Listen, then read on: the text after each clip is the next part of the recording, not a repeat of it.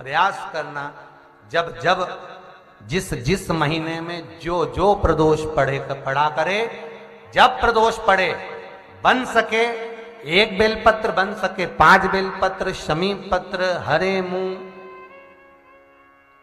हरा मूंग, बेलपत्र, एक कलश के अंदर थोड़ा सा पानी लेकर 1 बेलपत्र, हरा मूंग, शमी पत्र डालकर और उसमें थोड़ा सा गुड़ डालकर भगवान शिव का स्मरण कर कर प्रदोष काल में, मान लो कोई काम आपका बहुत जरूरी है, बहुत दिनों से अब थक गए हैं, नहीं हो रहा, कर्जा बढ़ रहा है, धन नहीं आ रहा, व्यापार नहीं चढ़ रहा, या कोई समस्या बहुत प्रबल है, कोई एग्जाम में बैठ रहे हो नहीं हो रहा, परीक्षा भी दे दी है, रिजल्ट आने ही वाला है, तो भी प्रदोष काल में, प्रदोष के समय वो जल, मूंग, शमी पत्र और बेलपत्र और गुड़ का शंकर के शिवलिंग को समर्पित करना प्रारंभ कर दो।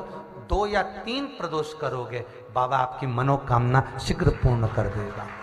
2 या 3 करोगे, बाबा करेगा। प्रदोष के दिन यदि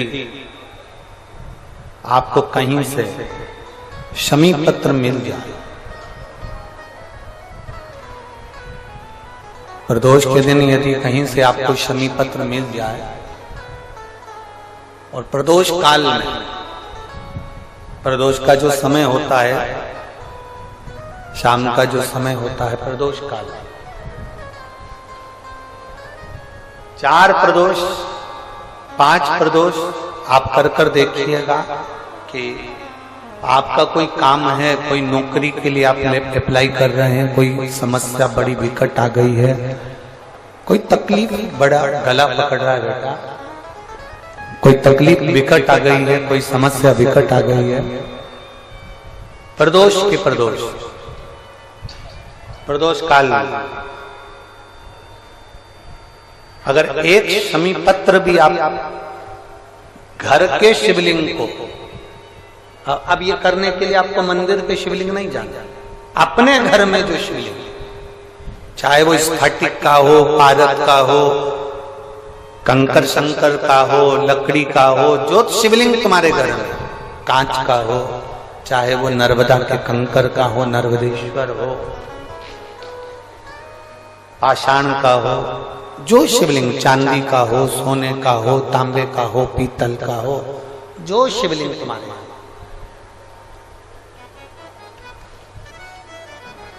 एक शमी पत्र यदि आप भगवान शंकर के शिवलिंग पर समर्पित कर रहे हो और उस शमी पत्र को उठाकर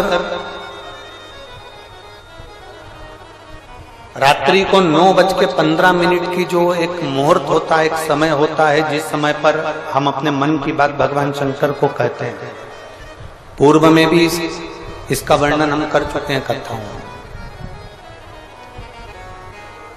उस 9:15 पर वो शमी पत्र को उठाकर एक कागज में, एक कटोरी में उसको रख देते, 4 या 5 प्रदोष के उस शमी पत्र को अपने पास में रखिए और जिस कार्य के लिए जा रहे हो उसको जेब में ऊपर के भाग में उसको रखकर लेकर जाइए, आपका वो कार्य सफल होकर ही रहेगा, वो रुक नहीं सकता। शमी पत्र में इतना बल होता है, प्रदोष का जो शमी पत्र होता है वो बड़ा बलवान होता है, बड़ा।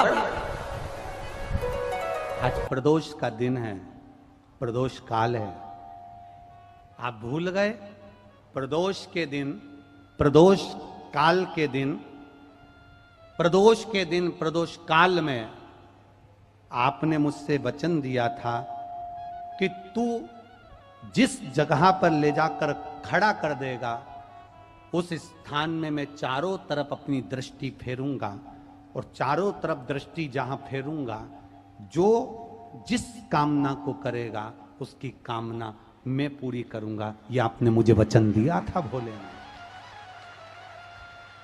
क्यों माताएं प्रदोष का व्रत करती हैं? क्यों पुरुष प्रदोष का व्रत करते हैं? क्यों बच्चे प्रदोष का व्रत करते हैं?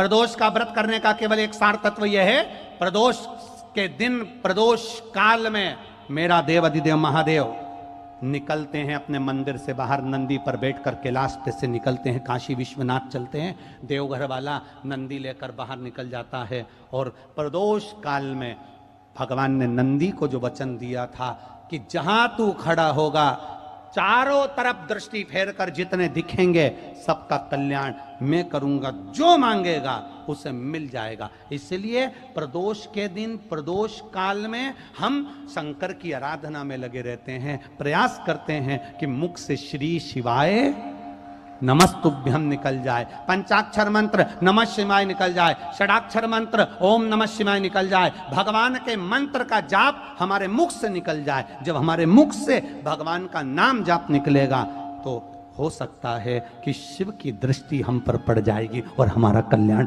निश्चित हो जाएगा, हमारा कल्याण।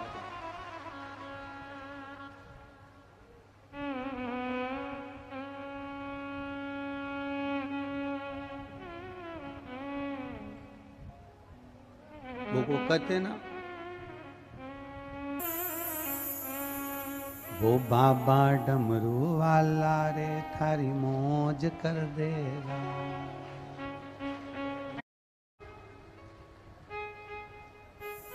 वो साधारण नहीं है महाराज,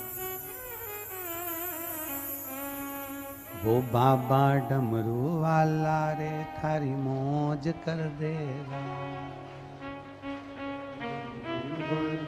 हम जो मांगे वो हमको देने को तैयार बैठा है, जो मांगे। इसलिए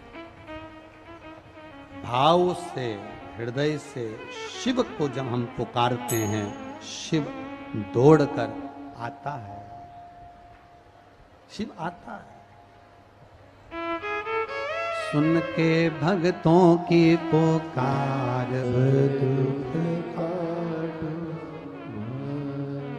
शिव कथा कहती है प्रदोष के दिन, प्रदोष काल में शिव जी के नाम का स्मरण प्रत्येक को कर लेना चाहिए।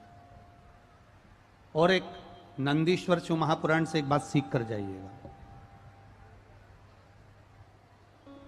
अगर आपको लग रहा है कि दुख समाप्ति नहीं हो रहा है, एक बीमारी से उठे दूसरी बीमारी में लग गए, फिर कोई दुख आ गया, फिर कोई दुख आ गया, फिर कोई तकलीफ आ गई, फिर कोई तकलीफ आ गई, बार बार आपको लग रहा है कि दुख पीछा ही नहीं छोड़ रहा, तो नंदीश्वर शिव महापुराण की कथा आपको कह रही है प्रदोष के दिन, प्रदोष काल में 2 जगह दिए लगाना प्रारंभ कर दो। पहला बेलपत्री के वृक्ष के नीचे, पहला दिया प्रदोष काल में, प्रदोष के दिन बेलपत्री के वृक्ष के नीचे, और दूसरा दिया अपने दरवाजे की चौखट के बाहर। मतलब अपन बाहर खड़े होंगे, अंदर की ओर दिया नहीं, बाहर की ओर।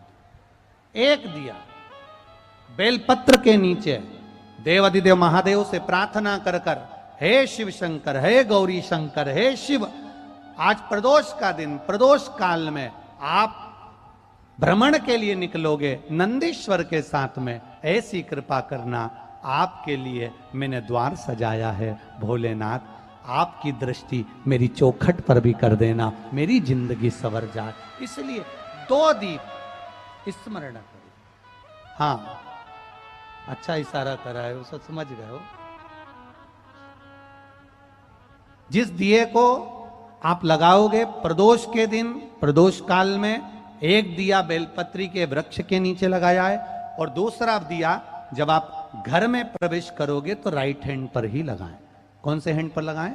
राइट हैंड पर। बहुत बहुत साधुवाद आपको दीदी, धन्यवाद, धन्यवाद दो। उन्होंने इशारा करके बताया कि दिया किस ओर लगाएं, कम से कम अपने को अंदाजा तो लग जावे ना दिया किस ओर लगना चाहिए।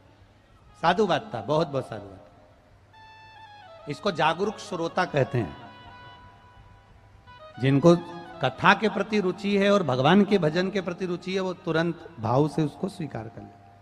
तो 2 जगह दीप, पहला कहां पर लगाएंगे? जम के बोलो जरा। बेल पत्री के वृक्ष के नीचे। अब बेलपत्री के वृक्ष को भी समझना, कौन सा वृक्ष होना चाहिए?